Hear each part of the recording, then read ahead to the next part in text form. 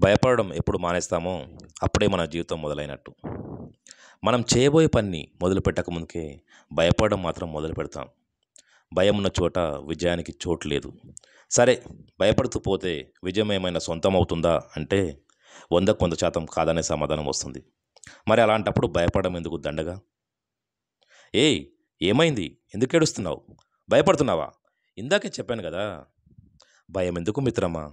బ్రతుకంటేనే భయాలను భరిస్తూ ముందుకు వెళ్ళడం. ఒక్క రోజంటే తప్పించుకోగలవు, రెండో రోజు ఏమర్చగలవు, మహా అంటే ఇంకో రోజు ఏ స్నేహితుని వెంటనో వెళ్ళి దృష్టిని మరల్చుకోగలవు. ఇలా ఇంకొన్ని రోజులు దాటవేయగలవు.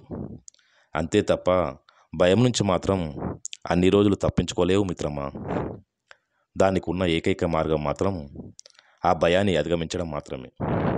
ఏంటి, నేను చెప్తే నీకు నమ్మకం కుదరడం లేదా? సరే, వదిలేయ్. నీకు నచ్చిన పద్ధతిలోనే ప్రయత్నించి చూడు. చివరిగా నీ భయం పోవడమే నాకు కూడా కావాల్సింది. ఉంటా మరి. నీకోసం ఎల్లవేళలా.